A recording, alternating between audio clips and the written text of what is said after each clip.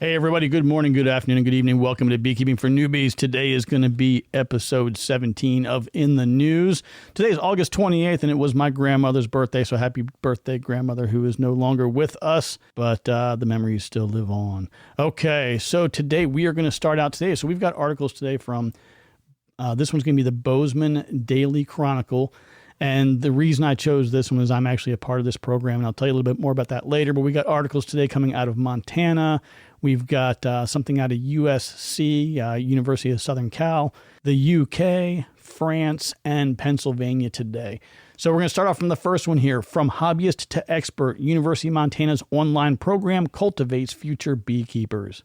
As the back-to-school season ramps up, one program at the University of Montana is generating quite a buzz. Over a decade ago, when the university first launched its beekeeping certificate, the only program of its kind in the state, students eagerly flocked to the class. However, instructors soon realized they had already reached every interested student in the region. After 2 years, we quickly realized we had educated everyone within a 100-mile radius that was interested, said Dr. Scott Debnam, a beekeeping certificate instructor at the University of Montana.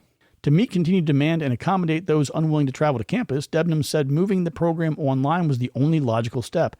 Over the past decade, since the certificate became available online, students from 22 countries have gained skills in hive care, disease monitoring, and predator management. This year, the program is also offering a series of courses focused on commercial beekeeping.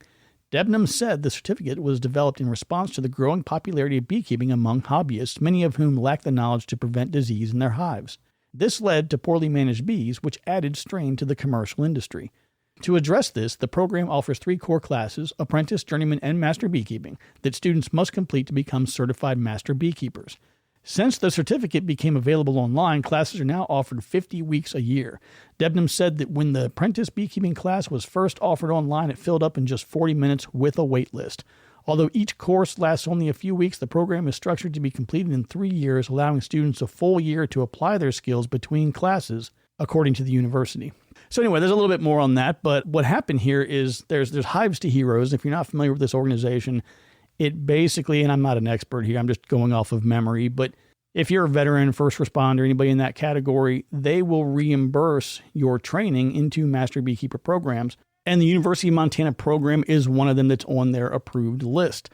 So there's actually another listener of the podcast who's in our Discord room. He kind of pointed it out to me. He signed up, started taking classes, and started going through the process and kind of pointed me towards the program. So I checked it out, and I thought, I've been running my mouth about beekeeping for a long time, and I've gone back and forth with, do I go get the certs? Do I not mess with it? I kind of didn't really care. I don't have like a dream of being a state, apiarist or working for anybody in beekeeping as a job. So I thought, I just don't know that I really need to go down the path. But then I thought, it never hurts to have the credential, and, maybe somebody down the road might need something, and for whatever reason, there would be a requirement that the person who's helping with something be a master beekeeper or whatever. And I thought, well, it'll be fun. Let's give it a shot. So I'm actually signed up. They have a test out option where you can test out of the apprentice level. So I did take that test. I'm still waiting on the results of that. I kind of reviewed everything, and I only missed 2 or 3 on there. So I feel pretty good about that. So anyway, that's where this article comes from, and I wanted to share that with everybody today. Okay, so this next article comes to us out of the BBC, Science Focus, Why Bees Are Secretly One of Earth's Most Intelligent Creatures. They could well be the linchpin holding Earth's entire ecosystem together, so it's no wonder they're busy. Here's everything you need to know about the important insects that are under threat. Bees are winged insects that feed on nectar and pollen and sometimes make honey. There are around 20,000 bee species, of which 270 live in Britain. More than 90% of bee species are solitary, but the remainder, which includes honeybees and bumblebees, live socially in colonies that incorporate a single queen, female workers, and male drones. The biggest bee, Wallace's giant bee, grows up to 4 centimeters long, while the workers of some tiny, stingless bees are smaller than a grain of rice. Bees are found on every continent except Antarctica and in every habitat that contains insect-pollinated flowering plants. They pollinate many of the plants that we depend on for food, and yet they're in decline. The number of bee species has been decreasing for decades, and in Britain, the insects have been lost from a quarter of the places where they used to be found 40 years ago. How intelligent are bees? Bees are highly intelligent creatures. They can count, solve puzzles, and even use simple tools. In one experiment, bees were trained to fly past 3 equally spaced identical landmarks to reach a sugary reward that was placed 300 meters away.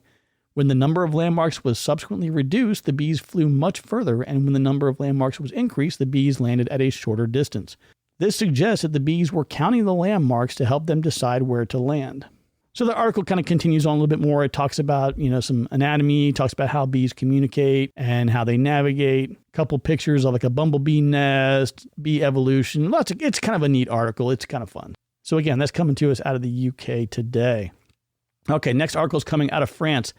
Bees starving in disastrous year for French honey.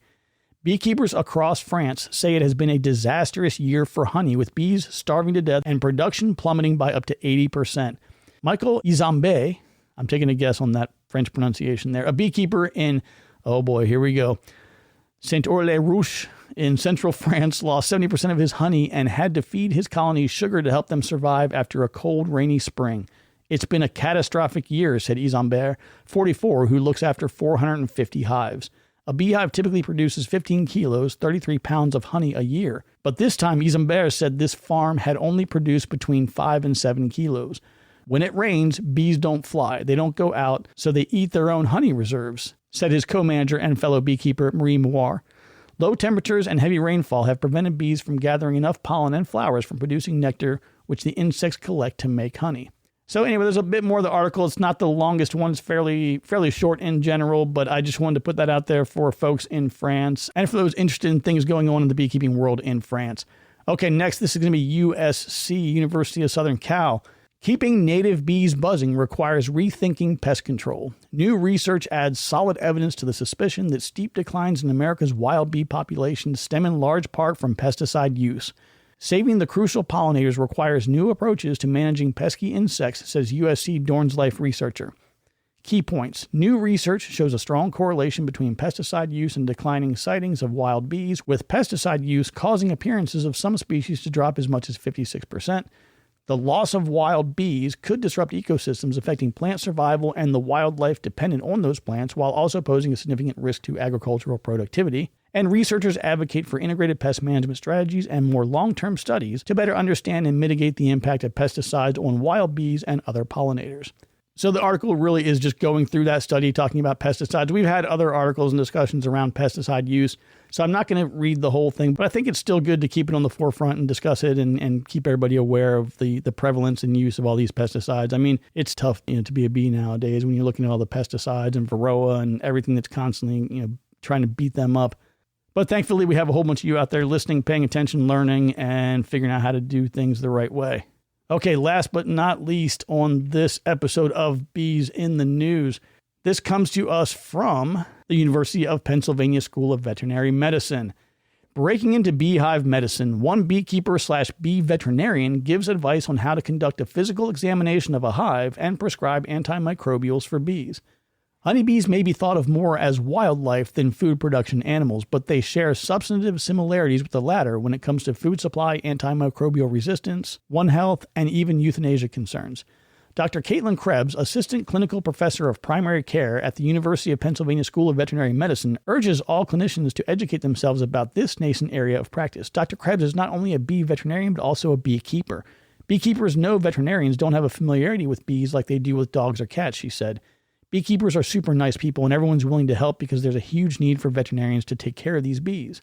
A federal rule that went into effect in 2017 brought veterinarians and beekeepers together when it restricted beekeepers from using certain antimicrobials in honeybees without a veterinary feed directive or prescription from a veterinarian. Dr. Krebs gave 3 presentations at AVMA Convention 2024, held June 21st through 25th in Austin, Texas, that touched on bee biology and bee health and common diseases, including a veterinarian's role in bee health and how to get started, to help her colleagues understand how to break into this area of veterinary medicine. Physical examination. She said that beekeepers should have notes to help practitioners with important information such as the queen's age, if the hive has swarmed, and if the honey's been harvested from the hive. However, this may not always be the case, Dr. Krebs notes, or the records may be kept in an interesting way, and they put that in quotes, such as placing bricks in specific positions that indicate the state of the hive during the last inspection. I'm going to take a quick pause here. This is a very common practice in beekeeping. So you're going through, let's say you got 10 hives. You're doing inspection on number 1, everything's fine. You go to number 2 and you're like, oh, wow, the queen's not here. I'm not finding the queen, or there's some other kind of issue.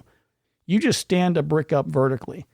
So you automatically know I have a queen issue in any colonies that have the brick standing vertically. And you can do any kind of system that you have. Some people have done colored tags that they keep, in a bag that they carry with them of some sort. So they throw a yellow tag, a white tag, a black tag, whatever it might be, to indicate that they need to perform some sort of intervention later on. That's exactly what they're talking about right here with this brick. Physically examining the hive involves good biosecurity, whether by using the beekeeper's own tools or using your own and disinfecting between apiaries. Dr. Krebs recommended wearing as much protective gear as the veterinarian feels comfortable with. Don't let them tell you that you don't need to wear gear, she said. I have producers who go in with no gloves on. I do surgery and need to make sure I can use my hands, and I don't want puffy hands when I go into the clinic the next day.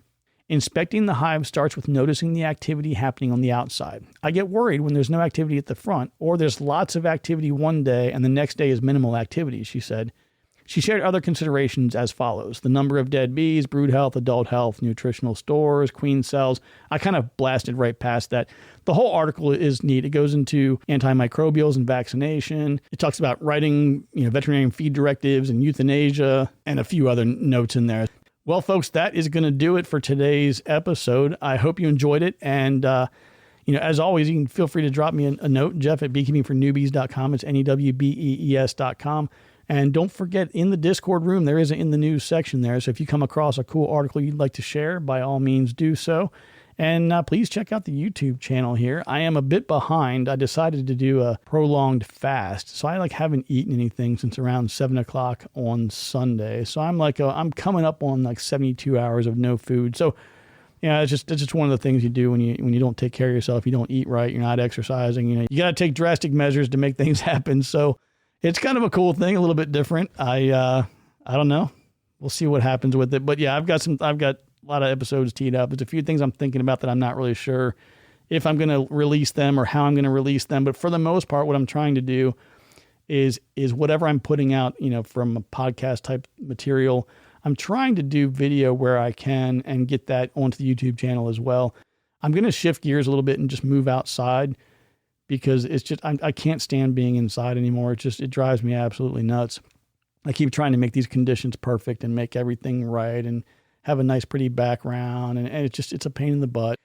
All right, everybody, I'm going to get out of here. Take care. Be kind to one another. And remember, I love you. There's nothing you can do about it. We'll talk to you soon.